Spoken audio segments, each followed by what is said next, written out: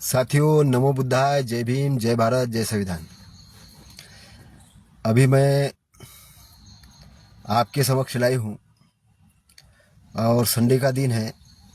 अभी मेरा करीबन आधे घंटे बाद एक अपॉइंटमेंट है और उसके लिए मुझे थोड़ा टाइम मिला है, तो मैं आधे पौन घंटे आपके साथ चर्चा कुछ करने वाला हूँ। और चर्चा का केंद्र बिंदु ऐसा है कि चर्चा हमारी ऐसी नहीं होती है कि हमको टाइम है बहुत सारा और बहुत सारा भाषण देने की ज़रूरत है इसलिए हम बोलते हैं। उसके पीछे बोलने के पीछे का हमारा रीज़न ये है कि हमारे पास में अभी जो एक मीडिया है वो है हमारा सोशल मीडिया है, और उस सोशल मीडिया के जरिए हम पब्लिक के साथ डायरेक्ट अटैच हो सकते हैं और इसलिए हम बात करते हैं। तो मैं ज़्यादा इधर उधर की बात ना करते हुए अपने सब्जेक्ट पे बात करूँगा। और सब्जेक्ट पे बात करते हुए मैं ये कहूँगा कि मैं एक विश्लेषणात्मक बात करता हूँ, और उसके पीछे का रीज़न ये है कि मैं हर बार चिंतन मनन करता हूँ। विश्व के अंदर में दो प्रकार की विचारधाराएं काम करती है, और ब्रह्मांड के अंदर भी दो प्रकार की विचारधाराएं काम करती है, और व्यक्ति के अंदर भी दो प्रकार की विचारधारा काम करती है। एक विचारधारा को हम बोलते हैं कि नेचर की साथ में वर्क करने वाली विचारधारा, और एक विचारधारा जो होती है कि नेचर के अगेंस्ट में काम करने वाली विचारधारा। इसको अगर भारत के संदर्भ में कहा जाए तो हम उसको कहते हैं कि एक बुद्धिवादी विचारधारा और एक है मूर्ता वाली विचारधारा। आधुनिक विश्व के परिकल्पना के हिसाब से अगर भारत की बात की जाए तो जिसको हम एक तरफ कहते हैं मनुस्मृतिवादी विचारधारा, और एक तरफ की विचारधारा कहते हैं संविधान के पक्ष वाली विचारधारा। संविधान के विचार वाली जो विचारधारा है, ये विचारधारा भारत के समता, स्वतंत्रता, बंधुत्वता और अखंडता को प्राथमिकता देकर बात करती है। तो हमारा जो मूल उद्देश्य इस देश के अंदर में स्वतंत्रता, समानता, बंधुत्व और न्याय की स्थापना करना। तो ये स्थापना कैसी होगी? सबसे पहले ये समझना होगा कि ये स्थापना कैसी होगी। ये स्थापना अपने आप नहीं होने वाली, इसके लिए अविरत संघर्ष की जरूरत है, अविरत कार्य करने की जरूरत है। हमने देखा है कि हमारे महापुरुषों ने इसके लिए अपनी जिंदगी दांव पे लगाई है, हम अगर उदाहरण लेते तथागत गौतम बुद्ध का, तो तथागत गौतम बुद्ध ने ये विचारधारा को प्रस्तापित करने के लिए पहले तो ये जाना कि ये दुनिया के अंदर में ऐसी चीज़ें क्यों हो रही है कि एक आदमी दूसरे से लड़ रहा है, झगड़ रहा है, एक दूसरे को दुखी दे रहा है, इसका रीज़न क्या है। वो शोध करने के लिए वो निकले, और शोध करने के लिए निकले तो उनको पहले तो अपने परिवार वालों के साथ में झगड़ा करना पड़ा, अपने संस्थान वालों के साथ झगड़ा करना पड़ा, अपने जहाँ पे राज्य उनका था उसके साथ भी उनकी लड़ाइयाँ हुई। और जब उन्हें समझ में नहीं आया कि क्या करे क्या नहीं, तो उनको बाहर जाना पड़ा, और बाहर जाने के बाद 6 साल तक उन्होंने गहन शोध किया, और गहन शोध करके उन्होंने जो मार्ग विश्व के लिए दिया, तो उस मार्ग के अंदर में जो चीज़ उन्होंने शोध करके निकाली, तो विश्व के अंदर में आज तक किसी ने नहीं निकाली। और उनके विचारधारा के बेस पे ही बाद में फिर ईसाई धर्म बना। ईसाई के बाद में मुस्लिम्स आए, फिर सूफी आए, फिर संत आए, फिर कबीर आए, फिर महापुरुष आए, राजा आए, महाराजा आए। तो उस तरीके से गणराज्य और लोकतंत्र की स्थापना की महत्वपूर्ण भूमिका निभाने का काम तथागत गौतम बुद्ध ने किया। हाँ, हालांकि उनके पहले भी बहुत सी विचारधाराएं काम कर रही थी, लेकिन वो विचारधाराओं के अंदर में परिपूर्णता नहीं थी, कहीं ना कहीं कन्फ्यूजन था। कोई ये मानता था कि ईश्वर ने संसार की रचना की, किसी ने बोला परमात्मा की रचना की है, तो कोई मतलब इस प्रकार का दिग्भ्रमित विश्व था। लेकिन तथागत के आने के बाद में एक तरीके से क्लियरिटी संसार को मिली।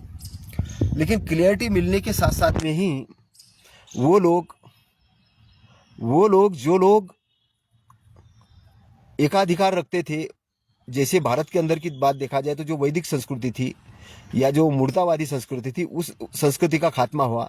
सम्राट अशोका जैसे राजा इस देश के अंदर में आए, और उन्होंने बहुत बड़ा अपना जम्बूद्वीप जैसा राज्य स्थापित किया। और उन राज्य की विशेषता ये थी कि आज करीबन उसके भारत के बात संदर्भ में बात की जाए तो करीबन 13 टुकड़े हो चुके, और 13 टुकड़ों के अंदर में एक टुकड़ा भारत है। मतलब इतना बड़ा साम्राज्य सम्राट अशोक का साम्राज्य था। तो हमें बेस तथागत गौतम बुद्ध और सम्राट अशोक दोनों का लेना पड़ेगा अगर हमें अपना इतिहास जानना है। तो तथागत सम्यक संबुद्ध, इन्होंने एक दर्शन दिया, एक फिलॉसफी दी, एक मार्ग दिया, और उस मार्ग के कारण लोग बड़े बड़े व्यापारी बने, अरहंत बने, बुद्ध बने, और कई लोगों के जीवन के अंदर में खुशहाली आई। तो सम्राट अशोक का शासन उसी का एक परिणाम था, तथागत के इसका प्रचार प्रसार का। हालांकि चंद्रगुप्त मौर्य का भी शासन बहुत बड़ा शासन था, वो महावीर के मानने वाले थे और उनके ऊपर भी श्रमण संस्कृति का बहुत बड़ा प्रभाव था। तो चंद्रगुप्त मौर्य के बाद में बिंबिसार, बिंबिसार के बाद में सम्राट अशोक, और सम्राट अशोक के बाद में जो उनकी परंपरा तो पूर्वरत तक की जो मौर्य साम्राज्य, ये बड़ा साम्राज्य रहा है और इन्होंने देश के लिए बहुत बड़ा काम किया। सम्राट अशोक के अगर साम्राज्य की बात की जाए तो सम्राट अशोक इतना बड़ा राजा था, इतना बड़ा राजा था कि उनका मतलब 4 खंडों में विभाजन था और चारों खंडों के अंदर में एक उनके राज्यपाल नियुक्त थे और पूरा पाटलिपुत्र से मतलब पटना से उनका शासन चलता था और बहुत बड़ा शासन था। उनके पास सेना के रूप में इतनी बड़ी सेना थी, इतनी ताकत थी, धन संपदा बहुत थी, मतलब उस समय भारत की जीडीपी तकरीबन 31% थी। सैन्य शासन इतना था कि पड़ोसी राज्य तो घबरा जाते थे उनके ऊपर आक्रमण करने के लिए, और मैत्री और बंधुता इतनी ज़्यादा थी कि उसके कारण वहाँ पे दंगे फसाद जैसी कोई बातें नहीं होती थी, और एक प्रकार से पूरे विश्व के अंदर में एक एग्जाम्पल सेट करने का काम सम्राट अशोक ने किया।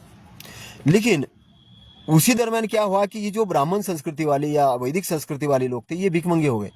ये भिखमंगे हो गए, इनके पास कुछ नहीं बचा, तो इन्होंने अंदर घुस के षड्यंत्र करना चालू किया और षड्यंत्र करके इन्होंने सम्राट उरहत थे उनके यहाँ सेनापति बने ब्राह्मण, और सेनापति बन के घुसपैठ करके इन्होंने आपस में झगड़ा इनके लगा के उन्होंने कहीं नहीं कहीं उनको कमज़ोर किया, और कमज़ोर करके खुद सेनापति ने उरहत की हत्या कर दी, और हत्या करने के बाद में ब्राह्मणी राज्य की स्थापना हुई। ब्राह्मणी राज्य की स्थापना होने के बाद में हम देखते हैं कि कालावधि में भारत फिर कमज़ोर हुआ, और कमज़ोर होने के बाद में हुनों का शासन हुआ, फिर अन्य मुस्लिम्स आए या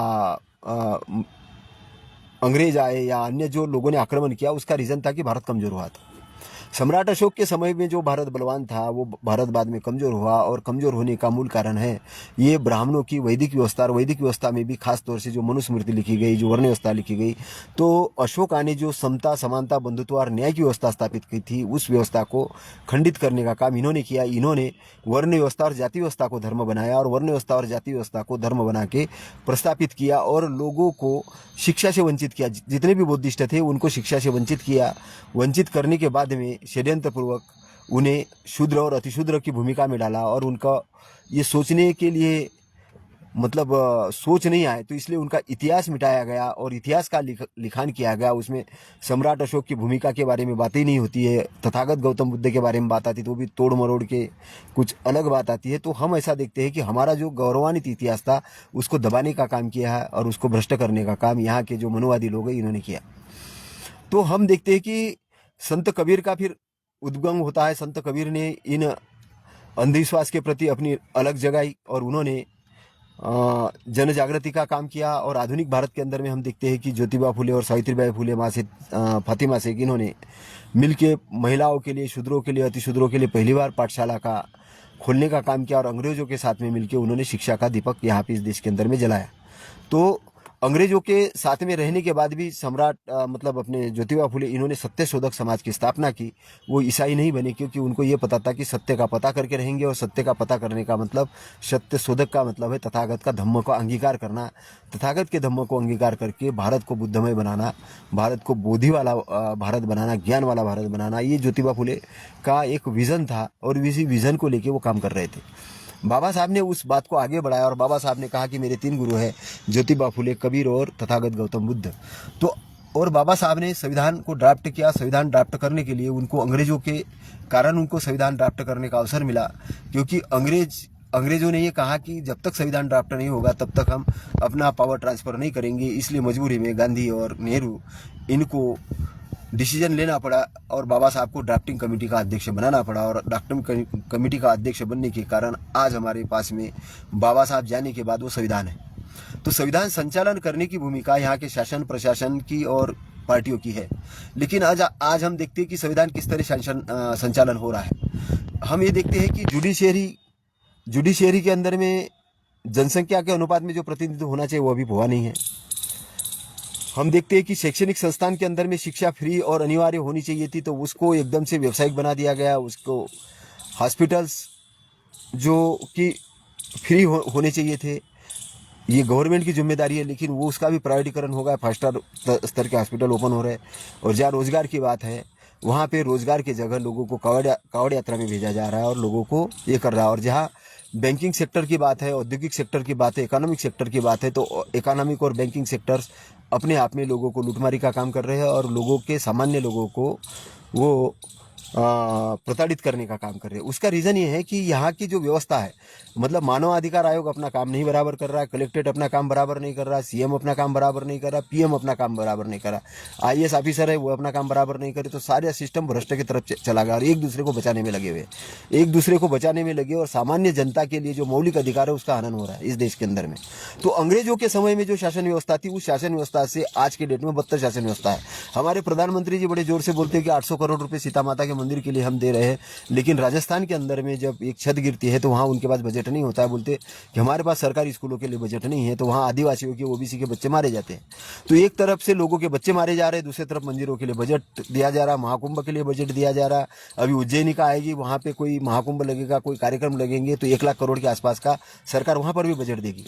लेकिन ऐसी जगह बजट देते हैं कि जहाँ पर कोई नहीं है, तो वो बजट देने का मूल कारण क्या है? उसका कारण है मनोवाद को सशक्त करना, उसको प्रचारित प्रसारित करना, उसको आश्रय देना। क्योंकि सीता माता का मंदिर बनेगा तो और एक ब्राह्मणों का ट्रस्ट बनेगा, उसमें 5-25 पंडे लोग जाएंगे और ओबीसी वाले एससी वाले लोग मंदिर में पूजा करने के लिए जाएंगे, वो दान देंगे, वो वहाँ पे गुलामी का काम करेंगे और ये राजा बन के रहेंगे। एक तरीके से धर्म शासन के नाम पे गुलामी का शासन इस देश के अंदर में तैयार करने का काम कुछ मनुवादी संस्थाओं ने करना शुरू कर दिया है। तो इसमें जो बाबा साहब का जो आंदोलन है वो कहीं ना कहीं पिछड़ते हुए दिख रहा है। तो उस आंदोलन को जगाने का काम हमें बुद्धिजीवी लोगों को करना है। बाबा साहब ने समता सैनिक दल की स्थापना की थी। समता सैनिक दल की स्थापना इसलिए की थी कि किसी भी पीड़ित हमारे व्यक्ति के साथ कोई अन्याय हो, अत्याचार हो, तो वहां समता सैनिक दल खड़ा हो जाएगा। समता सैनिक दल के 5-50-100 लोग, 200 लोग खड़े होते थे तो शासन का कोई भी गुंडा बदमाश आदमी, भ्रष्टाचारी ऑफिसर, भ्रष्टाचारी नेता की औकात नहीं होती थी कि हमारे लोगों पर अन्याय करे, अत्याचार करे। लेकिन आधुनिक भारत के अंदर में हमारे नेता बिक गए, हमारे नेता पिछड़ोगी हो गए और हमारे नेताओं ने केवल अपना काम साधने के लिए, अपनी संपत्ति बनाने के लिए काम किया है और इसलिए फील्ड के अंदर में हमारी ताकत कमजोर हुई। इसलिए समता सैनिक दल जैसे संगठन को हमने तवज्जो नहीं दिए। फिर भारतीय बौद्ध महासभा की बात किया जाए तो भारतीय बौद्ध महासभा इंटरनेशनल लेवल का संगठन है।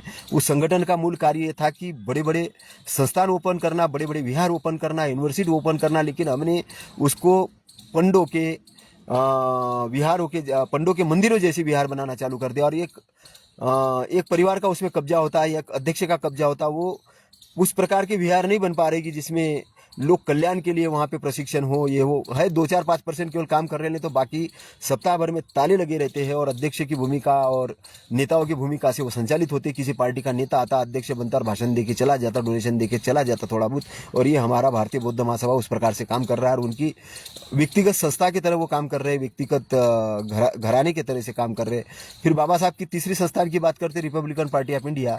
रिपब्लिकन पार्टी ऑफ इंडिया एक विकल्प के रूप में बाबा साहब ने खड़ा किया था कि SC ST OBC माइनॉरिटी के लोग आपस में मिलके इस पार्टी को चलाएंगे और ये पार्टी एक विकल्प बनेगी। लेकिन विकल्प न बनने के बजाय ये पार्टी एक तरीके से क्षेत्रीय पार्टी बन के रह गई और उसके खंड विखंड बन गए और खंड विखंड होकर हमने उसको भी बराबर काम नहीं किया। तो बाकी तीसरा देखते हैं हम कि शिक्षण संस्थाओं का। बाबा साहब ने पीपल्स एजुकेशन सोसाइटी की स्थापना की थी। बाबा साहब ने अपने जीवित अवस्था के अंदर में पीपल एजुकेशन सोसाइटी के अंदर में अगर हम देखते हैं तो सिद्धार्थ कॉलेज मुंबई के अंदर में शुरू किया था और सिद्धार्थ कॉलेज के बाद में मिलिंद कॉलेज औरंगाबाद में शुरू किया था। उसके बाद में हैदराबाद में उनको ज़मीन मिली थी, दिल्ली के अंदर में उनको ज़मीन मिली थी और भारत के अलग अलग स्थानों के अंदर में वो कॉलेजेस खोलने का, ट्रेनिंग सेंटर खोलने का उनका प्लान था। लेकिन 6 दिसंबर 1956 को बाबा साहब जाने के कारण वो सारा प्लानिंग अधूरा रह गया। फिर बाबा साहब के पास में जो अपना लाइब्रेरी थी, संस्थान थी, बाबा साहब के जाने के बाद वो लाइब्रेरियाँ धूल चटाने लग गई, वो लाइब्रेरिया नाम की चीज़ खत्म हो गई और हमने लाइब्रेरियों को कभी भी प्रस्तापित करने की भूमिका में नहीं आया। हम लोगों ने ज्ञान को एक मजाक बना के रखा और इसलिए हमारे लोग ज्ञानवान बनने के बजाय देवी के भक्त बने, शंकर के भक्त बने, अंधविश्वास के भक्त बने और इसलिए हमारा जो एकेडमिक से चुना हुआ IAS अधिकारी, IPS अधिकारी ये कई चारों धाम की यात्रा पे निकलता है, हनुमान बजरंगबली के मंदिर में जाता है, राम राम करता है, लेकिन बाबा साहब और बुद्ध की मूवमेंट के बारे में बात आती तो वो पीछे लोगों हो जाता है, उसको पता ही नहीं होता कि ये मूवमेंट है। लेकिन वो केवल SC ST का वोट देने के लिए या नेताओं के प्रश्रय से वो SC ST के अंदर में आता है, थोड़ा बहुत अपनी भूमिका निभाता है। लेकिन हम उनसे ज़्यादा अपेक्षा इसलिए नहीं कर सकते क्योंकि वो सत्ता के गुलाम होते हैं। क्योंकि कोई भी IAS ऑफिसर उसको CM का लाइन ऑर्डर पालन करना होता है, PM का लाइन ऑर्डर पालन करना होता है, इसलिए वो बड़ी भूमिका उनसे हम नहीं कह सकते। लेकिन कम से कम हम ये तो कह सकते हैं उनसे कि आप संविधान के अनुसार अपने ताकत का, अपनी शक्तियों का इस्तेमाल कर सकते हो, लेकिन आज के डेट में मैं देखता हूँ कि आईएएस ऑफिसर भी पंगु हो गए हैं, क्योंकि इनके अंदर भी वो ताकत नहीं रह गई, उनकी ताकत भी अभी हत्या ली गई है, ये भी डर के साए में जी रहे हैं, और इसलिए हमारा आंदोलन मजबूती के साथ खड़ा नहीं है। तो अभी इस आंदोलन का क्या भविष्य होगा, ये सोचने वाली बात। अभी हमें चुनाव करना होगा, हमें चुनाव करना होगा आज के डेट में कि क्या हमें आज़ाद रहना है या गुलाम रहना है। क्योंकि मैं अगर आपको पिछले 50 साल पहले की अगर बात कहूँ तो मैं गाँव से आया हुआ व्यक्ति हूँ, और मैं ये देखता था कि मैं जब दूध वाले क्या दूध लेने जाता था तो वो बाई मुझे कहती थी कि ऊपर से पैसा डालो, क्योंकि वो तब छुआछूत गांव के अंदर में थी। आज से 30 साल पहले की अगर मैं बात करूं, 35 साल पहले की बात करूं, तो हमारे गांव के अंदर में छुआछूत थी। आज भी कई गांवों में छुआछूत है, और आज भी वो छुआछूत का परसेंटेज दिखता नहीं है, लेकिन है। क्योंकि जहां जहां मनुवादी व्यवस्था प्रस्तापित होगी वहां वहां आपकी गुलामी की जंजीरें जकड़ेगी। आप कितने भी बड़ी पोस्ट पे हो जाए, अभी मेरे पास में मैं जो बड़े बड़े प्रशासनिक अधिकारियों से मिलता हूँ, ये करता हूँ, तो मुझे किसी ने कहा कि भाई आपके पास में बहुत बड़े कॉन्टैक्ट है, तो आप कुछ हमें नाम दो, कुछ संपत्ति का घोषणा करो। तो मैंने कुछ सेंट्रल मिनिस्टर्स है, जहाँ बड़े बड़े मंत्री है, इनके संपत्ति का ब्यौरा उनके पास दिया, उद्योगपति का। तो उन्होंने कहा कि हमें पीएमओ से ऑर्डर लेना होगा, तब हम उनके ऊपर कार्रवाई कर सकते। तो मैंने कहा कि इनके ऊपर कार्रवाई करने के लिए आपसे पीएमओ से ऑर्डर लेना पड़ेगा, और आप बोल रहे कि सामान्य आदमी है जिसके ऊपर आप कार्रवाई कर सकते हो, उसके ऊपर आप बोल रहे कि आप चलो अभी हम कार्रवाई करें। तो मैंने कहा सामान्य आदमी को हम मतलब बलि का बकरा बना और ऊपर वालों को आप संरक्षण करो। मैंने कहा ये डबल भूमिका में मैं नहीं कर सकता। अगर आप में दम है तो आप टॉप लेवल से कार्रवाई करो, लेकिन वो कभी करने को तैयार नहीं होंगे। इसलिए तैयार नहीं होंगे क्योंकि प्रशासनिक तंत्र कहीं नहीं कहीं पीएम के अंडर में होता है ना, कहीं नहीं कहीं हम देखते हैं कि सीएम के अंडर में कैबिनेट होता है, सीएम के अंदर में न्यायपालिका आती है, बहुत सारी चीजें ये सिस्टम से चलती है। तो अभी हमारी भूमिका क्या बनती है, इसलिए हमारी भूमिका जो मैं आपको बात कहने वाला हूं कि आर्टिकल 13 जो कहता है, आर्टिकल 13 ये कहता है कि शासन कोई भी ऐसी विधि नहीं बना सकता है कि जो विधियां हमारी मौलिक अधिकारों को खत्म करती है। फिर सुप्रीम कोर्ट, हाई कोर्ट, इनकी जिम्मेदारी बनती है कि जनता के मौलिक अधिकार को बरकरार रखने का काम वो करेंगे। और फिर उसके बाद में संविधान ये भी कहता है कि आपके मौलिक अधिकार पर, आपके संरक्षण पर, आपके दैहिक पर, आपके संरक्षण पर कहीं भी ऐसी भूमिका आती है कि आपको लगता है कि शासन प्रशासन और कोई आपको संरक्षण करने के लिए तैयार नहीं है, तो आप अपने मौलिक अधिकारों को संरक्षण करने की जिम्मेदारी आपकी खुद की है। कहने का मतलब यह है कि आपके जान को खतरा हो तो आप किसी की जान भी ले सकते हो, ये हमें संविधान राइट देता है। आपके परिवार को जान को खतरा हो तो भी आप किसी की जान ले सकते, ये भी कॉन्स्टिट्यूशन आपको पावर देता है। लेकिन आपको वो सिद्ध करना पड़ेगा कि वाकई आपकी जान को खतरा है कि नहीं है। नहीं तो मैंने ऐसा देखा है कि एक आदमी ने बोला कि भाई मैंने, मेरे जान को खतरा था तो इसलिए मैंने उसको गोली मारी। तो जज ने पूछा कि भाई तुमने गोली मारी तो कब मारी, तो बोले वो पलट गया था, वो भाग रहा था उधर, तो मैंने पीछे से गोली मारी। तो ऐसा नहीं है कि वो भाग रहा था, इसका मतलब वो भाग रहा था और आप उसको गोली मार रहे हो तो आप बच जाओगे, क्योंकि वो भाग रहा था और आप बोल रहे हैं कि मैं अपनी सुरक्षा के लिए मार रहा हूँ, तो ये गलत चीज है। वाकई उसमें सिद्ध करना होगा, मतलब कुछ भी नहीं कर सकते, कहने का मतलब कि न्याय को कुछ भी नहीं कर सकते, सही तरीके से उसको संचालन करना होगा। तो मामला जन जागृति का है, जन जागृति का है, तो हमें बाबा साहब के ट्रैक को पकड़ना होगा, हमें तथागत के आंदोलन को पकड़ना होगा, हमें अशोक के आंदोलन को समझना होगा, और हमें इस देश के अंदर में एक प्लानिंग करके आने वाले 10 साल के प्लानिंग के अंदर में ज़्यादा नहीं बोल रहा हूँ, हमें इस भूमिका पे आना होगा कि हम शासन सत्ता को कंट्रोल कर सके। अगर हम मध्य प्रदेश की बात करें तो मध्य प्रदेश के अंदर में आने वाले अभी 2028 में जो चुनाव होगा, तो वहाँ पर हमारी जो भूमिका होगी, अगर SC ST की बात कहा जाए तो करीबन 22 और 16 करीबन 38% तो SC ST मध्य प्रदेश के अंदर में, और OBC को पकड़ा जाए तो 90% SC ST OBC आती है। और लेकिन इन्हीं लोगों पर सबसे ज़्यादा अन्याय और अत्याचार हो रहे हैं। उसका रीज़न ये है कि इनके जो सबसे ज़्यादा प्रतिनिधि, अगर हम लाइन ऑर्डर की बात की जाए तो मध्य प्रदेश के अंदर में अगर गृह विभाग की बात की जाए तो यहाँ के DGP जो है शेड्यूल कास्ट से आते हैं, यहाँ के प्रेजेंट में अगर मान के चलो SCS देखा जाए तो शेड्यूल कास्ट के आते हैं, अगर मुख्यमंत्री की अगर बात की जाए तो OBC से आते हैं। तो हम प्रजातंत्र ऐसा देखते हैं तो हमें ये लगता है कि OBC का मुख्यमंत्री है, ये गृह विभाग में हमारे लोग हैं, तो यहाँ एट्रोसिटी नहीं हो रही है, SC ST OBC पर अन्य अत्याचार नहीं हो रहे होंगे, ऐसा हमें लगता है। लेकिन आप मैं अगर आंकड़ेवार अगर दिखाऊँ आपको, तो इनको कंट्रोल करने वाला कोई और थर्ड व्यक्ति है, विचारधारा व्यक्ति है, इनको कंट्रोल करने वाला कोई और व्यक्ति है, ये संचालित अन्य व्यक्ति से होते। तो हमको केवल दिग्भ्रमित करने के लिए इस प्रकार की भूमिका तैयार की जाती है, जैसे कि तथागत सम्यक संबुद्ध को साइड बाय साइड करने के लिए उन्होंने जैसे गणेश जी को प्रथम मतलब भगवान गणपति बनाया, वैसा ही एक इन्होंने यही काम यहाँ पर सत्ता के अंदर में किया है। पीएम कहता है मैं ओबीसी का हूं, लेकिन अभी तक ओबीसी की जनगणना करने के लिए लोगों को आंदोलन करना पड़ रहा है, राहुल गांधी को बोलना पड़ रहा है, हमारे जैसे लोगों का आवाज उठाना पड़ रहा है। अगर मध्य प्रदेश की बात की जाए तो 13% केवल ओबीसी को रिजर्वेशन है, 27% भी लागू नहीं है, जबकि ओबीसी का मुख्यमंत्री है। कहने का मतलब कि एट्रोसिटी की बात की जाए तो मध्य प्रदेश अगर भारत के अंदर में देखा जाए तो मेरा ख्याल है कि फर्स्ट सेकंड नंबर पे इसका यह आएगा। और जिस कास्ट के लोग यहाँ पे पावर में है, उसी कास्ट के लोगों के साथ में अन्य अत्याचार हो रहा है। उसका रीजन है कि लाइन ऑर्डर कंट्रोल करने के अंदर में ये लोग नाकामयाब है। नाकामयाब होने का कारण ये है कि हमारे सोशल संगठन है कहीं न कहीं इनके भरोसे पे इनको सरेंडर हो चुके, मनुवादी संस्थाओं को सरेंडर हो चुके। उन्होंने अपना अलग अस्तित्व जो रखना चाहिए था वो अस्तित्व नहीं रखा। जिसमें मैं आपको बाबा साहब की बात बताना चाहता हूँ कि बाबा साहब ने कहा था, कोई व्यक्ति पूछने के लिए गया कि मैं उस पार्टी में जाना चाहता हूं तो मुझे क्या करना चाहिए बाबा साहब। तो बाबा साहब ने कहा कि अपना घर तोड़ के मत जाना, अपना घर बरकरार रखना। तुम महलों में जाओ तो जाओ, लेकिन अपना घर वैसे ही रखना, उसको तोड़ना मत। क्योंकि जिस दिन महल वाले ने तुमको भगा दिया तो तुम कहाँ जाओगे? महल वाले ने तुमको भगा दिया तो तुम कहाँ जाओगे? अपनी झोपड़ी को सुरक्षित रखना। कहने का मतलब बाबा साहब ये कह रहे थे कि तुम आंदोलन करो, तुम कहीं पे भी जाओ, लेकिन अपने घर को, अपने आंदोलन को, अपनी चीजों को सुरक्षित रखो। लेकिन आज के डेट में हम भूल जाते हैं, हम बोलते हैं कि वो हमें संरक्षणकर्ता मिल गया है। लेकिन आपको मैं बताना चाहता हूँ कि ब्राह्मणों का डबल माइंड चलता है, डबल गेम है। वो बोलेंगे कुछ, करेंगे कुछ। आज हम देखते हैं कि प्रशासन के अंदर में देखो और आप अंदर अंदर जाओ तो आपको बहुत सारी चीजें ऐसी पता चलेगी कि जहां पावर की पोस्ट होती है वहां पावर की पोस्ट हमारे लोगों को दी नहीं जाती, और दी जाती है तो उनको इस प्रकार से रखा जाता है कि वो बिल्कुल मतलब फिर सोशल में नहीं आ सकते, कुछ नहीं, उनकी भूमिका अलग हो जाती है।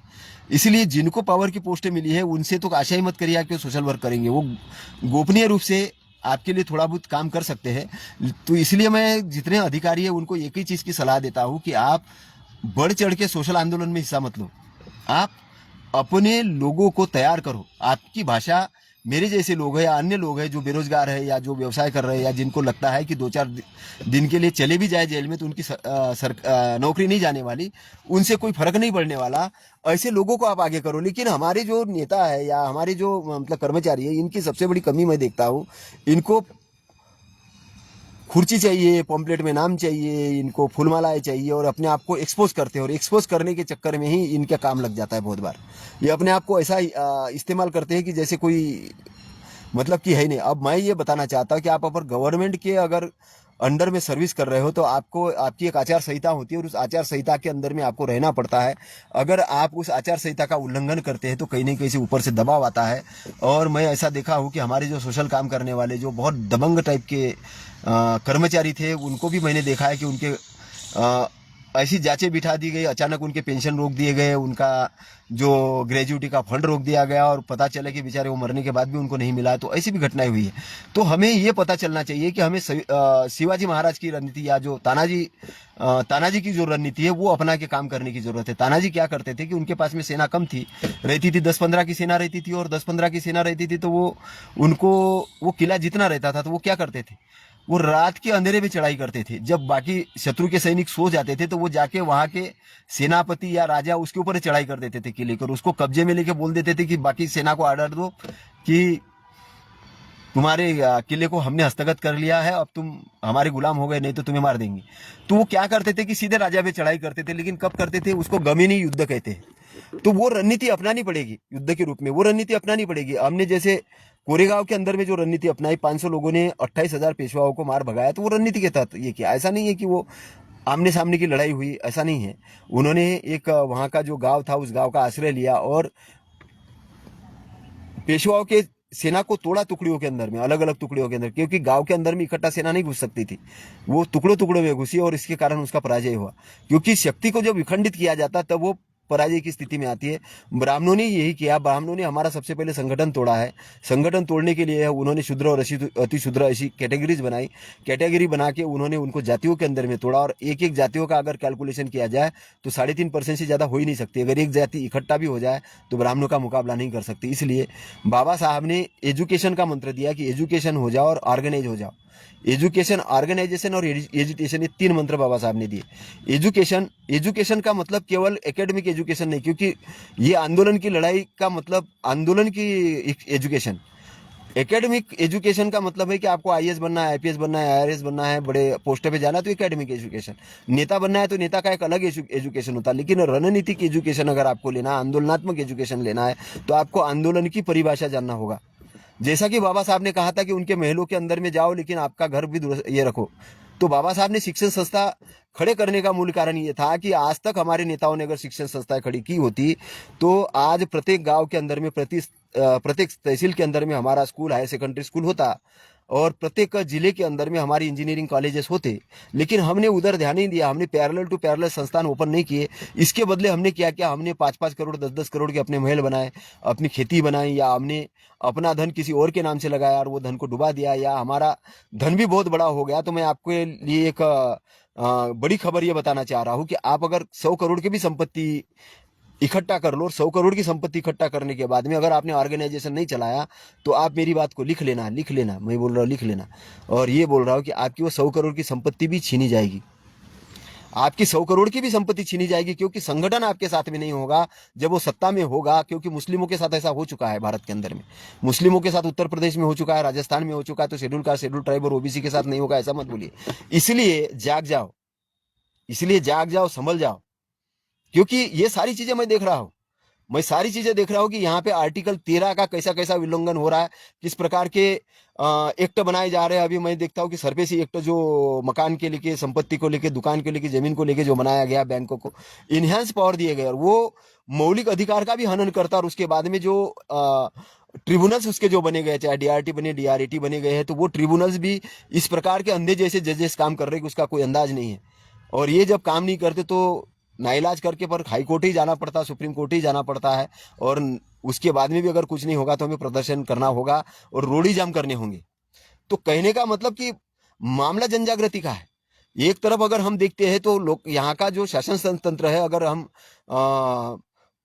हमारे वोट के अधिकार की बात करें तो ईवीएम ने बहुत सारे वोट के पावर को ही कम कर दिया। ईवीएम के अंदर में जो घोटाला और उसके बाद में जो वोटर लिस्ट के अंदर में घोटाला हो रहा है, वो घोटाला एकदम से इतना बड़ा घोटाला है कि उस घोटाले के अंदर कारण हमारा लोकतंत्र खतरे में पड़ गया। और आज भी हम बोलते हैं कि संविधान को हाथ तो लगा के देखो, आज भी हम कहते हैं कि संविधान हाथ तो लगा के देखो। और उसी प्रकार के घोटाले के अंदर में अगर हम देखते हैं कि सुप्रीम कोर्ट ने साकेत के लिए जो फैसला दिया, वो फैसला एकदम, जजों ने जिस प्रकार का फैसला दिया, इस प्रकार का वाहियात फैसला वर्ल्ड के किसी भी जुडिशरी ने नहीं दिया होगा, किसी भी न्यायाधीश ने नहीं दिया होगा। लेकिन उस न्यायाधीश को बाद में क्या किया गया, पहले तो उसको ट्रैप किया गया, ट्रैप करने के लिए उसको एक महिला को उसके पीछे लगाया गया और महिलाओं को पीछे लगा के उसको ये बोला गया कि ऐसा ही फैसला दो, अगर ऐसा नहीं दोगे तो तुम जेल में जाओगे।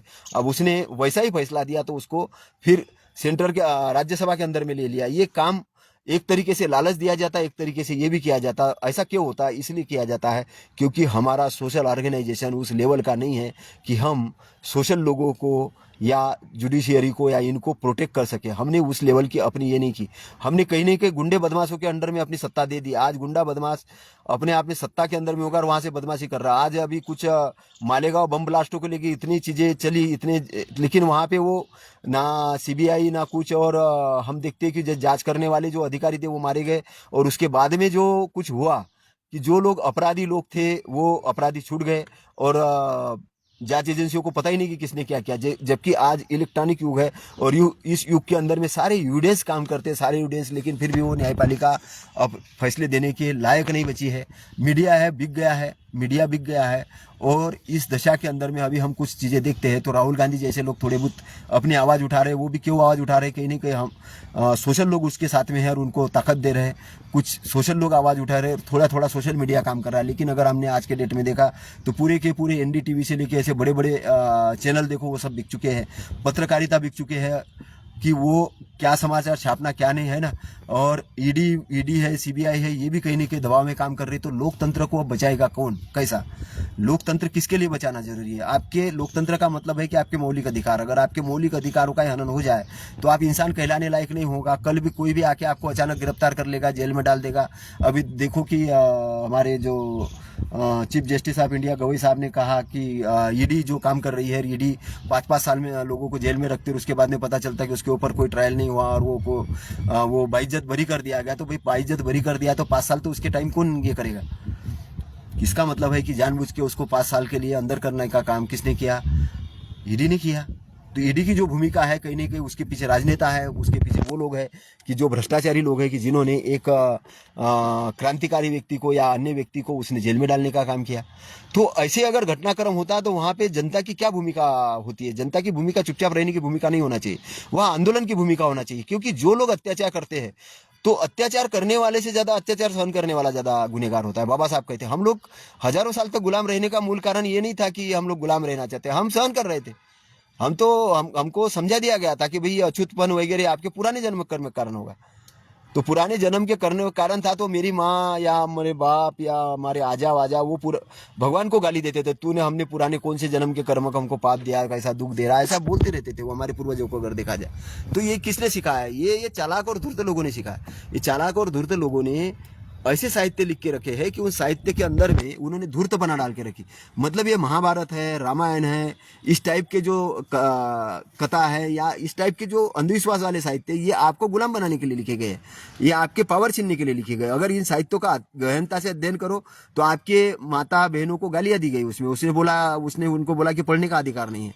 तो शूद्र शंभू की रामायण के अंदर हत्या की बात की गई है। मतलब आप अगर उसको देखा हो तो आपको ये समझ में आएगा कि ये गुलाम बनाने के लिए और उनको शासन प्रस्तापित करने के लिए लिखे गए शास्त्र है। लेकिन मैं आपको इससे भी बड़ी एक भूमिका के अंदर में ले जाना चाहता हूं, और वो है तथागत गौतम बुद्ध की। तथागत गौतम बुद्ध ने ये जाना कि ऐसा क्यों होता है संसार में। उसका कारण उन्होंने देखा कि क्रोध के कारण, द्वेष के कारण, राग के कारण लोग गलत काम करते। द्वेष के कारण ये वर्ण व्यवस्था, जाति व्यवस्था स्थापित करने का जो काम है द्वेषी लोगों ने किया, जिसके अंदर द्वेष है। द्वेष है, द्वेष के कारण क्या होता है, आदमी दूसरे की अच्छाई नहीं देखना चाहता, उसकी बुराई देखना चाहता है, इसलिए वर्ण व्यवस्था स्थापित करता है वो। क्योंकि उसको द्वेष होता है कि आगे क्यों जा रहा है, तो वो अपने आप को दिखाता है कि मैं पंडित हूँ। भले वो अनपढ़ है लेकिन वो द्वेष के कारण दिखाता है पंडित हूँ, ज्ञानी हूँ, तुम मेरी पूजा करो। तो अंदर से उसका द्वेष होता है, उसका क्रोध होता है। क्रोध के कारण उसको अच्छाई और बुराई का अंतर पता नहीं चलता, वो क्रोध में जीता है। और राग के कारण उसको आसक्ति निर्माण होती है, और आसक्ति के कारण वो ये चाहता है कि सारी दुनिया की संपत्ति मुझे मिले।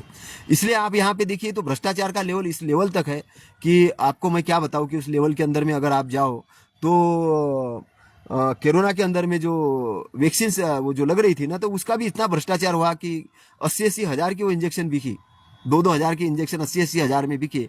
और कुछ एक डॉक्टर शर्मा या कोई ऐसे डॉक्टर था कि उसने तो किडनी और लोगों के लीवर और किडनी विडनी ले के निकाल के उसको बेचा, मतलब उसकी भी ये किया। तो आप ऐसा जानो कि यहाँ पे भ्रष्टाचार का एक जो लेवल है वो लेवल भी बहुत बड़े लेवल पे है, बहुत बड़े लेवल पे है, उसका कोई अंदाज नहीं है। और हम कहते हैं कि भारत एक बहुत बड़ा समृद्धशाली देश है, ये है वो है, लेकिन भारत में लोकतंत्र के नाम पे नौटंकी चल रही है, एक तरीके की नौटंकी चल रही है। और हमारे जो नेता है, सामाजिक कार्यकर्ता है, वो बोलते हैं कि हाथ तो लगा के देखो संविधान को, और वो एक दो लोगों पर गाली देते हैं। अभी हमारे सोशल वर्कर भी है, कोई मोहन भागवत का नाम ले लेंगे, नरेंद्र मोदी जी का नाम ले लेंगे, उनके ऊपर कटाक्ष कर लेंगे और हम बोलेंगे कितने बड़े नेता है भाई, इन्होंने तो इनका ये क्या बत्ती ये कर दी, और 2-4 केसेस लगा देंगे, मान के चलो उन्होंने ईवीएम के खिलाफ केस लगा दिया, ये क्या, और अपने आप को प्रस्तावित करते कि हम बहुत बड़े लीडर हो गए।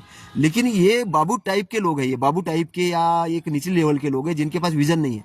विजनरी आदमी बाबा साहब जैसा काम करता है, विजनरी आदमी तथागत गौतम बुद्ध जैसा काम करता है। क्योंकि सोशल एक्टिविटी करना ये काम जो है ये निष्पक्ष तरीके से करने वाला काम है। धम्म का काम करना ये इसके लिए नहीं किया जाता कि मैं बहुत बड़ा आदमी हूं, मेरा धम्म का काम अनिवार्य करने रूप से करने की जरूरत का काम है। क्योंकि हमारी इसलिए जिम्मेदारी है कि मैं आपको बताना चाहता हूं कि मनुवाद अगर स्थापित हो गया तो हम जानवर के लेवल के भी लेवल नहीं रहेगा हमारा। शिक्षा से टोटल वंचित हो जाएंगे, धन संपत्ति ये कर दी जाएगी, टोटल कांवड़ यात्रा करो, उनकी ये करो, इस टाइप के इसमें चले जाएंगे। लेकिन बाबा साहब का, तथागत गौतम बुद्ध का विचारधारा प्रस्तापित हो गई, बाबा साहब का संविधान पूरी तरह से लागू हो जाए तो उससे क्या होगा, ये ब्राह्मण भी जो है ना ये भी सम्मान से जिएंगे। और हमारे आंदोलन से ये ब्राह्मणों की जो महिलाएं हैं, जितनी भी राष्ट्रपति बनी है, मुख्यमंत्री बनी है, आईएएस बनी है, आईपीएस बनी है, बिकॉज ऑफ डॉक्टर बाबा साहब अम्बेडकर। हमारा आंदोलन अगर बढ़ता है तो ब्राह्मण भी सम्मान से जी सकता है, वो भी शांति से जी सकता है। इसलिए हमारे आंदोलन की विजय होने की जरूरत है। हमारे आंदोलन की विजय इसलिए जरूरत नहीं कि हमारा ही भला होने वाला है, वो सबका भला करने वाला आंदोलन है। हाँ, केवल उन लोगों का भला नहीं करने वाला है कि जो लोग जानबूझ के अपने आप को गलत रास्ते पे डालेंगे। कोई कहेगा कि मैं शराब पीता हूँ, बाबा साहब को मानता हूँ, रात दिन शराब पीता हूँ, तो मेरा लीवर खराब नहीं होना चाहे, तो लीवर खराब होगा। इसलिए यहाँ पे सर्वजन हिताय सर्वजन सुखाय का काम नहीं होगा, वो बहुजन हिताय का ही कॉन्सेप्ट काम करेगा, क्योंकि उसके लिए कर्म करना पड़ेगा। और ये भी नहीं माने। मैं ये मानता हूं कि ये जो मनुवादी विचारधारा है, ये विचारधारा भी गुलाम बनाने की विचारधारा है। जब हम गुलाम हो जाते उसके बाद विदेशी आक्रमण हो जाता है, और जब विदेशी आक्रमण हो जाता है तो यहाँ का पंडा पुजारी बनिया ये भी गुलाम हो जाता है। क्योंकि अंग्रेजों के गुलाम वो इसलिए हुए थे कि पहले हम गुलाम हुए थे, हमको शस्त्र पकड़ने का अधिकार नहीं था, शस्त्र पकड़ने का हमको अधिकार नहीं था, तो हम किसी का संरक्षण ही नहीं कर सकते थे। जब हम संरक्षण नहीं कर सकते तब देश गुलाम हुआ। और तब देश गुलाम हुआ कि यहाँ के पंडों के ऊपर भी पिछवाड़े पे अंग्रेजों ने बहुत अच्छे से मतलब ठुकाई की उनकी, उनको भी फांसी की सजाएं हुई। और बिकॉज आप वर्ण व्यवस्था जाति व्यवस्था कारण, तो वर्ण व्यवस्था जाति व्यवस्था कारण ये लोग भी गुलाम हुए। लेकिन इन्होंने वहां से रास्ते निकाल लिए, अपनी बहन बेटियों की उनसे शादी कर ली, तो कोई मुनीम के पद ले लिए। ये चाटुकारिता करने वाले लोग जाके वहीं गुलाम हो जाते। इसलिए इनके अवतरित पुरुषों को भगवान मानना पहले बंद करो, इनके षड्यंत्र धूर्त चालाकी में आना बंद करो, और हमें अपनी व्यवस्था स्थापित करने के लिए काम करो। अपने शिक्षण संस्था इसलिए नहीं स्थापित करना है कि उसमें पैसा कमाना है, हमारे शिक्षण संस्था इसलिए स्थापित करना है कि हमें वैज्ञानिक ढंग के बच्चे तैयार करने हैं, हमें एकेडमिक बच्चे नहीं चाहिए। मेरा एक दोस्त है, बहुत बड़ा ऑफिसर है, रात दिन वो मूर्ति की पूजा करता है, गैया की पूजा करता है, गैया को घास खिलाता है, मतलब रात दिन उसी में लगा रहता है। एकेडमी में वो टॉपर है, लेकिन अगर उसके पास ज्ञान का लेवल देखो, प्रज्ञा का लेवल देखो, तो उसका जीरो है। एकेडमिक ज्ञान होना और बौद्धिक ज्ञान होना बहुत अलग अंतर है। मैंने अभी मेरे मित्र के सामने ये कहा, जब उनको कोई मैंने काम दिया तो उन्होंने काम नहीं किया, तो मैंने कहा धन्यवाद, आज मुझे खुशी है कि मैं आईएएस नहीं बना। उसको ऐसा बोला मैंने। इसका मतलब ये नहीं कि आईएएस बनना बुरी बात है, आईएएस बनना सबसे अच्छी बात है अगर आप उस पावर का इस्तेमाल कर सको। लेकिन अगर आपने पावर का इस्तेमाल ही नहीं कर सके, आपके पास पावर है, आपके पास AK-46 राइफल हमने दी है, और AK-46 राइफल दी है, और कोई दुश्मन चढ़ाई कर रहा है, वो देश पर हमला कर रहा है, लेकिन आपके पास आदेश ही नहीं कोई AK-46 चलाओ, और आप अपनी भी जान ले रहे हो, और आपके भरोसे पे जो लोग विश्वास रख के आपको ये मान रहे थे कि इनके पास AK-46 है, इनके कारण हम सुरक्षित है, उनकी भी जान आप ले लोगे। इसलिए आईएएस IPS ऑफिसरों के भरोसे पे अपना आंदोलन मत रखो। ये मत मानो कि ये बाबा साहब का स्थान ले लेंगे और आपको बहुत प्रोटेक्ट करेंगे। हाँ, थोड़ा बहुत फोन वोन लगा सकते हो, कुछ छोटी मोटी आपका प्रमोशन है, आपका डिमोशन है, आपका कुछ है, इसके काम आ सकते, लेकिन आपका आंदोलन ये चला नहीं सकते। मैं अभी डंके की चोट पे कह रहा हूँ, अगर ये मेरी बात है तो उनसे मेरी बात कराओ, आईएएस के कमेटी के सामने, आईपीएस के कमेटी के सामने बात ये कराओ, और मैं उनसे सवाल करूंगा कि आपने समता सैनिक दल जैसे आंदोलन खड़े किए क्या? आपने आरपीआई जैसे आंदोलन खड़े किए क्या? बाबा साहब के जैसे आपने कितनी लाइब्रेरी खड़े की? आपने कौन कौन से काम किया, आप बताओ। अगर आप नहीं कर सके हो तो आपने केवल भ्रष्टाचार से धन कमाया, अपने महल बनाया, आपने सामाजिक आंदोलन में कितना डोनेशन किया? आप अगर 5-25 हजार भी देते हो तो 50 जगह बताते हो, और 1-2 फोन अगर किसी को कर देते हो तो बताते हो कि हमने अनिल गोलायत के लिए भाई वहां पे 2 फोन किए, हमने तो इनसे बात किया, तहसीलदार से बात किया, कलेक्टर से बात किया। अरे क्या बात किया आपने फोन लगाया, आपका काम है वो करना। बाबा साहब ऐसे जा के बोलते थे क्या कि मैंने ऐसा किया इसके लिए? आपको बाबा साहब के कारण उस पोस्ट पे हो, नहीं तो आपकी औकात थी क्या? नहीं, हमारे पास बहुत ज्ञान है, हम लोग तो बहुत महान लोग हैं, हम लोगों के पास तो बहुत ज्ञान है, हम पढ़ाई में इतने अच्छे थे। तो आपके माँ बाप क्या पढ़ाई ज्ञानी नहीं थे? आपके आजा ज्ञानी नहीं थे? वो क्या अनपढ़ थे, गवार थे? उनका अवसर नहीं था, उनका अवसर नहीं था। और ये अवसर फ्री फोकट में नहीं मिला, ये आपको आंदोलन के कारण मिला। और इसलिए आपको आंदोलन के कारण मिला तो आपको पे बैक टू सोसाइटी होना पड़ेगा। अगर आप पे बैक टू सोसाइटी नहीं होते हो तो इसका मतलब है आप गवार हो, गद्दार हो। हमारे लोगों को ये बोलते थे कि ये बिजनेस नहीं कर सकते थे, ये नहीं कर सकते, हमने बिजनेस करके देखे। तो आज हम सिस्टम के अंदर में देखते हैं तो इतने चालाक भरे हुए कि पता चलता है कि हमारे धन संपत्ति छीनने का काम कर रहे हैं, और हमें चोर ठहराने का काम कर, ये आदमी चोर है हम। लेकिन हम लोग चोर कैसे हो सकते हैं? हम तो डटे हुए हैं मैदान के अंदर में, चोर आदमी तो भागेगा। हम तो अपना सीना तान के खड़े हैं सामने कि हम बोलते भाई कि तुम्हारे अंदर कितना दम है, तुम आ जाओ, हम मुकाबला करने को तैयार है। लेकिन कहीं नहीं कहीं से अगर हम भग जाते हैं तो वो बोलते हैं कि नहीं नहीं, ये आदमी चोर है। ऐसा हमारा निरपराध लोगों को, जो डरपोक लोग थे, उनको उन्होंने चोर घोषित किया। इतिहास के अंदर भी ऐसा ही हुआ। इतिहास के अंदर में हमारे जो राजा अशोक जैसे राजा को इन लोगों ने नालायक ठहराने की घोषित की। कई साहित्य भरे पड़े हैं जिसकी सम्राट अशोक को माना जाता है। और अभी अभी तो उन्होंने तो बाबा साहब को तक नहीं छोड़ा। उन्होंने बाबा साहब को कहा कि ये संविधान का ड्राफ्टिंग कमेटी का अध्यक्ष ही नहीं थे, वो BN राव थे। ये अभी अभी की बात है। और बाबा साहब की मूर्ति ग्वालियर जैसे इसमें लगाने का विरोध किया। हमने कहा कि तुम सब काम करो, तुम तो ये है। और अभी नहीं, अभी वो बहुत ज्यादा बड़ी बात नहीं, वो बाबा साहब जैसे व्यक्ति का सामान फेंका बड़ौदा के अंदर में। और ऐसा नहीं कि वो प्रक्रिया बंद है, आज वो बैंकों के माध्यम से ताले लगा रहे हैं हमारे घरों के ऊपर, ताले लगा रहे हैं, तो दुकान छीन रहे हैं, तो किसी के जमीनें छीन रहे हैं, तो कौन सी एक्ट बोले, सरपेसी एक्ट के अंदर में। तो सरपेसी एक्ट तो आप बना सकते हो, विधि है, कानून है, लॉ आप बना सकते हो, लेकिन उस लॉ के आड़ में आप जो हमारा फंडामेंटल राइट है, मौलिक अधिकार, उसका हनन नहीं कर सकते। लेकिन उसका हनन हो रहा है, क्यों हो रहा है? क्योंकि हमारा आईएएस ऑफिसर, आईपीएस ऑफिसर ये एकदम से कॉन्स्टिट्यूशन को जानता नहीं है, ये सीएम के कहीं ना कहीं दबाव में है, या कहीं ना कहीं वो इंस्टीट्यूशन के दबाव में। उनको लगता है कि कोई वो सुप्रीम हाई कोर्ट के जजों ने अगर कोई स्टेटमेंट दे दिया किसी संदर्भ में, वो स्टेटमेंट समझते कि सबके ऊपर लागू हो गया। और भ्रष्टाचार इतना करे हुए है कि उनको लगता है कि अगर हमने इनका भ्रष्टाचार में सहयोग में साथ नहीं दिया तो पता नहीं हमारे ऊपर रेड पड़ जाएगी क्या। तो इस प्रकार से डरे हुए लोग हैं। तो इस प्रकार से जो डरे हुए लोग हैं, ये आंदोलन नहीं चला सकते। आंदोलन इसलिए किसी आईएएस आईपीएस ऑफिसर के भरोसे पे सोशल आंदोलन की जिम्मेदारी नहीं देना चाहिए। वो अंदरूनी काम कर सकते हैं, अंदरूनी काम कर सकते, कमरा मीटिंग कर सकते, और उनको अपने वीडियोस बना के नहीं डालना चाहिए। इसलिए नहीं डालना चाहिए कि कहीं सीबीआई के पास, कभी एलआईबी के पास, कभी विरोधी पार्टी के पास आपके वीडियो चले गए तो कहीं ना कहीं आपके ऊपर जांच बिठा देंगे वो, क्योंकि स्थिति ऐसी देश के अंदर में आ चुकी है। इसलिए अगर मेरे जैसा खुल के बोलना है तो आपको सर्विस छोड़ना पड़ेगा। मेरे जैसा खुल के अगर आपको बोलना है तो सर्विस छोड़ना पड़ेगा। अगर नहीं छोड़ते तो आपको अपने जो सर्विस रिकॉर्ड है, जिसमें जो आपके नियम है, उस नियम के अनुसार आपको काम करना पड़ेगा। लेकिन आप बहुत बड़ा काम कर सकते हो। कैसा काम कर सकते हो? जो बेरोजगार लोग हैं, जो आप अपनी परिभाषा बात बोलना चाहते हो तो उनके मुंह से बुलाओ, उनको ट्रेनिंग करो। लेकिन बहुत कम लोग हैं कि वो ट्रेनिंग करेंगे, वो नहीं करेंगे। तो इसलिए ट्रेनिंग फॉर ट्रेनर्स की जरूरत है। अभी बाबा साहब ने जिस प्रकार से कहा था कि राजनीति करने के लिए राजनेताओं को प्रशिक्षण की जरूरत है, उसी प्रकार सोशल काम करने के लिए सोशल लोगों की भी प्रशिक्षण की जरूरत है। लेकिन देश में ऐसा नहीं हो रहा है। हमारा आदमी बोलता है कि मेरे को कोई काम धंधा नहीं मिला है, मैं बेरोजगार हूं, इसलिए मैं सामाजिक कार्य कर रहा हूं। तो क्या ये भीखमंगे लोगों का और बेरोजगार लोगों का काम है सामाजिक कार्य करना?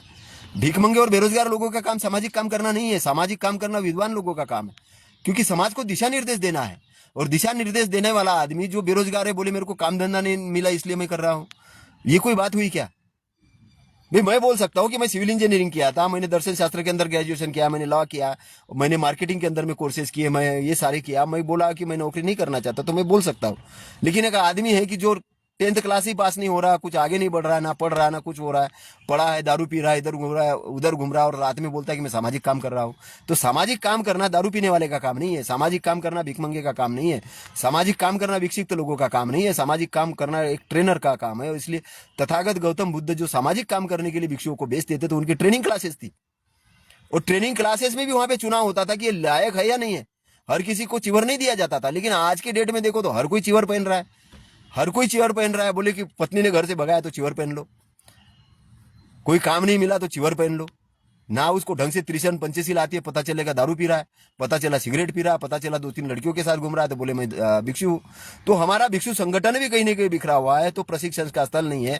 अभी हमारे सोशल वर्कर वाले लोग हैं, बोले हमारा व्यक्तिगत चरित्र कैसा भी हो चलेगा, और उनके फोटो आती है कि ये लड़की के साथ फंसा है, उस लड़की के साथ इनका अफेयर चल रहा है, उधर वो लड़की बाजी में और पत्नी बाजी में अपने संगठन चला रहे। तो ये क्या खाक हमारे समाज को प्रोटेक्शन करेंगे? नहीं कर सकते।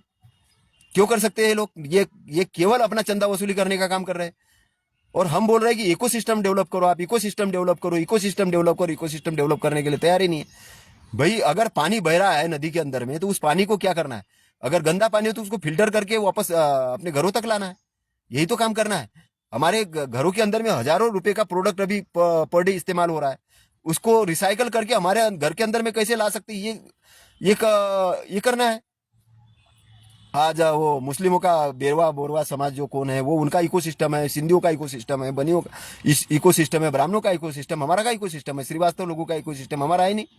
कोरोना के अंदर में हमने देखा तो उनके व्यवसाय जहाँ डूबे, जहाँ पैसे की जरूरत थी, वहां लोगों ने उनको पैसे दिए आपस में करके। तो हमने देखा कि उनके व्यवसाय बराबर बरकरार है। हमारे इसमें तो है ही नहीं। हमारे इसमें तो बोले भाई हम किसके, हमारे पास तो संस्थान ही नहीं है।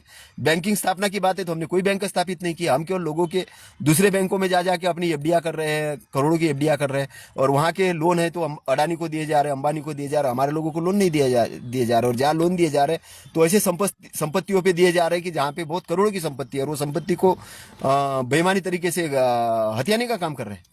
जहाँ शिक्षण संस्थाओं की बात है कि जहाँ बाबा साहब चाहते थे कि चर्च जैसे हमारी शिक्षण संस्थाएं बने, डेवलपमेंट हो, चर्च जैसे ही हमारे विहार बने, वहाँ पे लाइब्रेरी हो, वहाँ पे प्रशिक्षण स्थल हो, वहाँ पे सारी चीज हो। हम लोगों ने ब्राह्मणों के कंपटीशन में आके उनके जैसे तथागत की मूर्ति बिठाई, उसके सामने एक दान पात्र रखा है और मूर्ति के हम पैर पड़ रहे हैं और बोल रहे हैं कि तथागत हमको आशीर्वाद दो, हमें ज्ञान दो।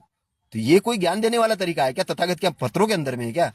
और तथागत तो बोलते थे कि मेरे शरीर की पूजा मत करो, मैं जो धम्म बता रहा हूँ उसको सुनो। धम्म ही धम्म का वारिस है।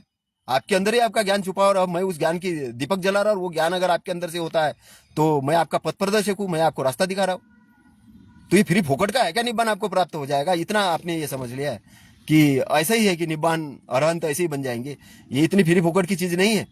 क्या नदी में तैरने जैसी चीज है, महासमुंदर में तैरने जैसी चीज है। महासमुंदर में तैरने के लिए कूदना पड़ेगा, सीखना पड़ेगा, जानना पड़ेगा, और इसलिए जानने का नाम धम्म है। इसलिए प्रशिक्षण स्थल की जरूरत है, प्रशिक्षण की जरूरत है। इसलिए तथागत अपने भिक्षुओं को प्रशिक्षण करके समाज के अंदर में भेजते थे। और जब समाज के अंदर में वो भिक्षु जाता था, तो जब समाज के अंदर में जब जाता था तो उसको चलते हुए देख के दूसरे प्रभावित होते थे। और उनके चलने के अंदर में कितना रोमांच है, कितना चुंबकत्व है, कितना अट्रैक्शन है, कितनी उनके चेहरे पे अंदर में कितनी लालिमा है, कितना प्रभावशील है, कितना गुलाब के जैसा उनका चेहरा खिल रहा है, वो देखते थे। तो पीड़ित दुखी आदमी पीड़ा भूल जाता था, दुख भूल जाता था, वो देखते रहता था। और सारीपुत्र के साथ तो इसे ही हुआ। वो भिक्षुओं को देखा कि ये कौन व्यक्ति है, उसके पीछे पीछे चल दिया, तो तथागत के पास पहुंचा। तथागत के पास पहुंचा तब उसको पता चला कि ये कितने ज्ञानी लोग हैं। केवल चलने से, वो चक्रवन ध्यान करने से, क्योंकि उनका चलना भी ध्यान की अवस्था में होता था, बोलना भी ध्यान की अवस्था में होता था, सोना भी ध्यान की अवस्था में होता था, सारा अवेयरनेस के पोजीशन में होता था। और इसलिए वो अरहत बने, ज्ञानी बने और बहुत बड़ा ब्रह्मांड को एक शिक्षा देके गए। तो संसार के अंदर में दुख से मुक्ति होने के लिए आपको अवेयरनेस के पोजीशन में आना होगा। अवेयरनेस की पोजीशन आने के लिए धम्म आपको एक मार्ग है जो तथागत ने व्याख्यात किया है। लेकिन आज हम देखते हैं कि हर आदमी अपने अपने तरीके से धम्म की व्याख्या करने में लगा है, मठाधीश बनने में लगा है, अपनी अपनी संस्थाएं खोलने में लगा है और अपने अनुसार धम्म की व्याख्या करता है। वो तथागत को तो कुछ मानता नहीं, दो चार किताबें पढ़ता है और बोलता है कि मेरा धम्म मेरे अनुसार चलेगा। तो ऐसे नहीं होगा। तो धम्म ही धम्म का गुरु है। तथागत ने कहा कि धम्म ही धम्म का गुरु है, धम्म ही धम्म का वारिस है। मैं मेरे जाने के बाद में कोई भी भिक्षु इसका गुरु नहीं हो सकता। कोई भी भिक्षु धम्म का गुरु नहीं हो सकता। तथागत ने कहा धम्म ही धम्म का गुरु है। राजपथ पुराने हो जाते हैं, राजा इस दुनिया से चले जाते हैं, लेकिन अरहतों का धम्म जो है ये चिरकाल तक वैसा का वैसा ही रहता है। ऐसा संत पुरुष विद्वानों से कहते हैं। और हमने जहां पढ़ने जाते हैं वहां देखते हैं तो वहां ऐसा लिखा आता है कि ये धम्म 1000 साल तक जीवित रहेगा, लेकिन महिलाएं आने से 500 साल तक ही रहेगा। और ऐसा बौद्ध साहित्य के अंदर में लिखा है। लिखने वाले कौन थे? ये ब्राह्मण मूढ़ लोग थे, इन्होंने घुसपैठ किया। और धम्म इतनी छोटी चीज है कि 500 साल तक जीवित रहेगा, 1000 साल तक जीवित रहेगा। धम्म मतलब मरने वाली चीज है, ऐसे लगता है। इसका मतलब आपने धम्म को नहीं समझा। धम्म क्या है? धम्म अपनी ही शक्ति पे जीवित है। धम्म निब्बान के एरिया तक पहुंचाने का मार्ग है। और निब्बान का एरिया आपके ऊपर डिपेंड नहीं है, वो अपने आप में स्वतंत्र है। आकाश के एरिया जैसे आकाश का एरिया अपना स्वतंत्र है, वैसे निब्बान का एरिया है, वो प्रोटेक्शन करता है अपने आप को। आप उस निब्बान के अगर समझ लेते हो और निब्बान के मार्ग पर जाने के लिए धम्म के जैसी शरण लेते हो, और धम्म को शरण लेने के लिए तथागत सम्यक संबुद्ध की शरण लेते हो, तो तथागत सम्यक संबुद्ध की चेतनाएं पूरे ब्रह्मांड के ऊपर व्याप्त है।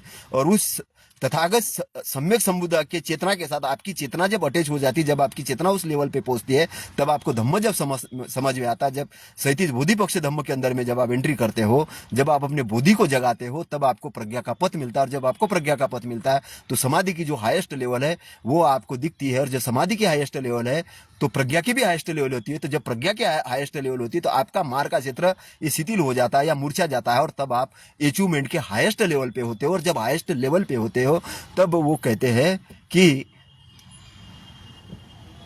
हैं एक हर्ष का उदाहरण जो धम्मपद के अंदर में आता है, निर्बल घोड़ा और सबल घोड़ा, है ना।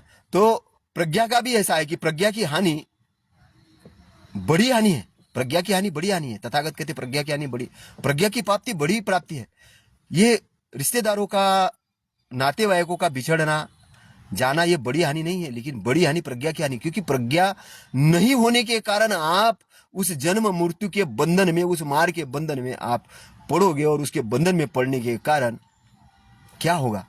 जैसे सिकंदर कहता है कि मैंने पूरे दुनिया को जीतने की कोशिश की, लेकिन अब मैं जा रहा हूं, तो अपने सेनापतियों से कहता है कि मेरी जब अर्थी निकले तो मेरे हाथ बाहर रखना, मेरे हाथ बाहर रखना, मेरे हाथ अंदर मत रखना।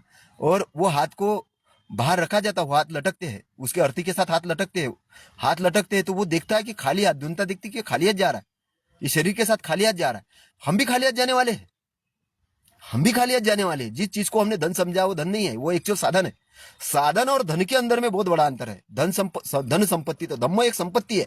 संपत्ति वो है कि जो आपके साथ जाने वाली है, धन वो है कि जो आपसे, आप जाओगे तो आपके साथ में बिछड़ने वाला है ना। तो इसका अंतर हमको जब तक नहीं समझ में आएगा, तब तक हमारा धम्म के प्रति जो शरण है वो नहीं गमन होगा, शरण हम जाएंगे ही नहीं। हमने धम्म को 2 कौड़ी का बना के रखा है, हमने धम्म को 2 कौड़ी का समझा के रखा है। हमने समझा कि क्या फर्क पड़ता है, बिहार में जाओ, नौटंकी करो, सफेद कपड़े पहन के जाओ वहीं पे, और रात में आके बढ़िया दारू पियो, मुर्गा मटन खाओ, इधर इधर उधर की बातें करो। क्या है धम्म है, बाबा साहब ने ये किया, हमको नौकरी मिल गई है, इतना बस हो गया, सफिशिएंट है। हम अपने घर में, अपनी बीबी में, अपने गाड़ी में इतने में खुश है, पड़ोसी के साथ कुछ हो रहा है होने तो हमको क्या फर्क पड़ता है। हमारी जीवन शैली ये हो गई है। हमने व्यापक दृष्टिकोण से सोचना बंद कर दिया है। व्यापक दृष्टिकोण से अगर जिस दिन हमने सोचना चालू किया, तो हमारे पास यूनिवर्सिटीज आ जाएगी, हमारे पास कॉलेजेस आ जाएंगे, हमारे पास बड़े बड़े कॉर्पोरेशन आ जाएंगे, हमारे पास बड़ी बड़ी इंडस्ट्रीज आ जाएगी, और हमारे पास बहुत सारा पैसा आ जाएगा, शांति आ जाएगी, बड़े गार्डन आ जाएंगे, सब आ जाएंगे। और सब आने के बाद भी अंदर शांति होगी, उसके बाद भी हमारे पास अहंकार नहीं रहेगा। क्यों? क्योंकि हमारे पास प्रज्ञा चक्षु भी होंगे। आज हम थोड़ी बहुत चीजें आती है उसको संभाल नहीं पाते हैं। मैंने एक बड़े सीनियर आईएएस का ऑफिसर को देखा, एप्लीकेशन ऐसी फेंकी उसने, ये ऐसी, ये हाँ ऐसा अकेले में था वैसा। मैंने देखा इस आदमी का ईगो इतना ज्यादा ईगो है कि मैं कुछ बोला नहीं, फिर भी मैंने उसको नमस्ते कहा, सर नमस्ते। क्यों? एटिकेट्स, क्या करेंगे। लेकिन मैं आपके सामने बता रहा हूं, ये अहंकार है, संभाल नहीं पाते पोस्ट को लोग। अगर किसी को नेता बना दिया जाए, कुछ नेता वेता आता, तो वो मुंह घूम के इधर उधर देखता है, बातें ऐसी करता है कि बस, कि मतलब ऐसे लगता है कि ये आदमी, और थोड़ा बहुत अगर दान वान दे दिया जाए तो उसकी तो छोड़ो, फिर तो बातें ही छोड़ो, खतरनाक तरीके से। मतलब आदमी आज ये सोचने में तैयार हुआ है कि बस मेरे हाथ से तो कोई गलती हो नहीं सकती, सामने वाले से गलती हो सकती, मैं तो हीरो हो गया और मैंने तो एग्जाम पास कर लिया, अब मेरे जीवन में तो कुछ है ही नहीं, मैं तो सबसे श्रेष्ठ हो गया। और ऐसे श्रेष्ठपन के कारण क्या हुआ कि वो श्रेष्ठ न बन के अश्रेष्ठ बना हुआ है, ज्ञानी नहीं बन के मूर्ख बना है। और कहीं नहीं कहीं जहाँ क्रोध और अहंकार आता है, तो तथागत कहते कि आपका अहंकार आपकी नाव को डुबाएगा, वो अहंकार के कारण नाव डूबेगी, आपकी सदगति नहीं होगी। क्योंकि अहंकार क्या करता है कि आपको घुमाता है वही के वही, आपको विद्वत्ता की तरफ नहीं जाने देता।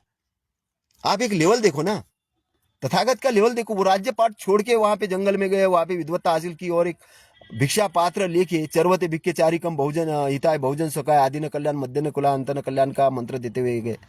बाबा साहब के पास देखो इतनी सारी डिग्रियां, इतनी सारी 32 डिग्रियां, इतने 9 भाषाओं का ज्ञान, विद्वान व्यक्ति, रात में जाके एक कमरे में जाके नानक चंद्र रत्तू के सामने जाके सुबह सुबह के रोता है वो व्यक्ति। क्यों? करुणा इतनी ज्यादा, मैत्री इतनी ज्यादा। बोलता मेरे जाने के बाद मेरे लोगों का क्या होगा, मेरे जाने के बाद मेरे लोगों का क्या होगा। वो बाबा साहब रोते हैं, और हम नालायक लोग हैं, बाबा साहब जाने के बाद बोले बाबा साहब ने सब कुछ करके रखा, अभी हमें क्या करने की जरूरत।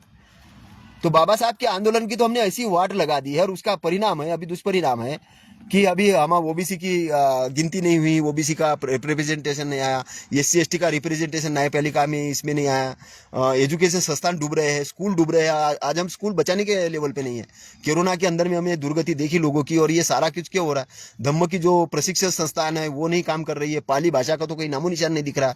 UPSC के अंदर में बंद कर दी, पाली भाषा के स्कूल बंद कर दिए, बोले बुद्ध को पढ़ाना ही नहीं है, क्योंकि पढ़ाएंगे तो क्रांति पैदा हो जाएगी, वर्ण व्यवस्था जाति व्यवस्था नष्ट हो गई तो ब्राह्मण तो नष्ट हो जाएगा, और ब्राह्मण जैसी नष्ट हो गया तो देश गुलाम हो जाएगा ब्राह्मणों के लिए। तो ये राष्ट्र की भाषा पढ़ाने वाले जो RSS के लोग हैं, ब्राह्मणों के लोग हैं, वर्ण व्यवस्थावादी लोग हैं, ये क्या चाहते? ये तो चाहते कि बुद्ध आए नहीं, और आए भी तो उनके अनुसार आए, अवतार बना के ले आते, उसको अवतार बना के ले आते। बोले अवतार है, किसका अवतार है? तो कृष्ण का अवतार है, राम का अवतार है, विष्णु का अवतार, उसका अवतार है। मतलब उनकी जो उन्होंने जो ज्ञान प्राप्त किया, उन्होंने जो मेहनत की, वो गई तेल लेने। 6 साल ध्यान किया, वो सब गया फालतू, वो कुछ काम का नहीं। और इन्होंने अवतार बना के घोषित कर दिया, और अवतार बनाएगा तो ब्राह्मणों पे डिपेंड हो जाएगा। वो भी बोलेंगे कि पंडित जी मुझे भी बताओ कि अवतार कैसे बना जाता है। तो अवतार बनने के लिए कावड़ यात्रा में जाओ, मंदिर की पूजा करो, पंडित को दान दो, वो जैसा बोलता हो वैसा। कॉलेज मत करो, हिंदी में पढ़ाई करो, अंग्रेजी में तो जाओ ही मत। क्योंकि अंग्रेजों में जाओगे तो ईसाई को पढ़ लोगे, एक दूसरे ज्ञान विज्ञान को पढ़ लोगे तो कई बिल गेट बन गए गलती से, कई वारेन बफेट बन गए, कई एलान मास्क बन गए, और वर्ल्ड में नंबर 1 पे चले जाएगा, तो हमारे पंडों की क्या होगी? हमारी पंडों की औकात तो सारे चपरासी जैसी भी नहीं रहेगी। तो तुम उनके साथ में मत जाओ, तुम तो हमारे अंडर में रहो, हमारे गुलाम रहो। और तुम भी बढ़िया तरीके से उनके रामायण पाठ करवा रहे हो। हमारे आईएएस ऑफिसर भी देखते हैं, बड़े बड़े अधिकारी देखते हैं, नेता देखते हो, बढ़िया पाठ कर रहे हैं, पंडित जी को बुला रहे हैं, उनसे ज्ञान ले रहे हैं, और मूर्ख बन रहे हैं अपनी कारें देख के और छोटे मोटे 2 नंबर की कमाई देख के, और बोल रहे हैं हमने बड़े कारपोरेशन खड़े कर दिए। क्या खाक कारपोरेशन खड़े की? क्या खाक कारपोरेशन खड़े किया आपने? कुछ नहीं किया आपने लाइफ में। 2-4-10 करोड़ रुपए कोई संपत्ति होती है? और पेंशन, अभी मेरे को कई लोग पेंशन वाले मिलते हैं, अरे हमारे को तो 1 लाख रुपए महीने का पेंशन मिल रहा है। फिर मैंने कहा क्या है? अब तो हमारी जिंदगी कट गई। तो मैंने कहा ये कोई जिंदगी काटने का तरीका है? 1 लाख रुपए पेंशन में, 1 लाख रुपए पेंशन का मतलब क्या होता है? 2 करोड़ रुपए बैंक में एफडी में डाल दो, हो गया 2 करोड़ की आपकी लाइफ है। 2 करोड़ में 1 लाख रुपए पेंशन मिल जाएगी, ज्यादा मिलेगी। बस उतने ही आपने 2 करोड़ जिंदगी में 60 साल 30 साल तक नौकरी करके बल्कि 2 करोड़ कमाया, उतनी आपकी लाइफ है। तो हमारी सोच ही एक कुपमंडू जैसी सोच हो गई। हमने बड़ा सोचना ही बंद कर दिया आप, क्योंकि हमने महापुरुषों के विजन को नहीं समझा, उनके विचारों को नहीं समझा। इसलिए बाबा साहब ने कहा कि मैं मेरे गले में मटका डाल के नहीं घूमना चाहता था। बोले इस कोई भी बड़ी से बड़ी पोस्ट मुझे मिल सकती थी, लेकिन मुझे मेरे समाज की सेवा करनी थी। इसलिए मैंने ये अंग्रेजों का, मैं कोई न्यायाधीश नहीं बना, कोई कुछ नहीं बना, मैं इंडिपेंडेंट तरीके से काम किया हूँ। अपनी वकालत की है, अपनी परिवार को भी पाला है, और संस्थान गठित किए हैं, और सारी चीज़ की है। इसलिए बाबा साहब ने समाज सेवा करने के लिए नौकरी नहीं की। लेकिन नौकरी करना बुरी बात नहीं है, नौकरी करना अच्छी बात है, बाबा साहब मानते थे। लेकिन नौकरी किस लिए होना चाहिए? सेवा करने के लिए, सेवा करने के लिए, जनता की सेवा करने के लिए। हम सेवा करने के बजाय उसको दूसरे तरीके से ले गए, हमने उसको दूसरे तरीके से ले गए। हमने कहीं ना कहीं, मेरा एक मित्र था, बहुत बड़ा अधिकारी था, लेकिन उसको देखा मैंने, वो एक दिन रात के 11-12 बजे बढ़िया दारू पिया, बहुत इंग्लैंड वाली दारू थी, उसको किसी उद्योगपति ने दी थी, 40-50 हजार की थी वो, कुछ अच्छी ब्लू लेवल की कोई अच्छी। मेरे को बोले पियो, तो मैंने कहा मैं तो नहीं पीता हूँ। उन्होंने खुद पिया, और पीने के बाद में बोले मैं मेरे बाप के कारण इस पोस्ट पे हूँ, बड़े गर्व से, मेरे बाप के कारण। मैंने कहा आपके बाप क्या थे? बोले मेरे बाप भी बड़े अधिकारी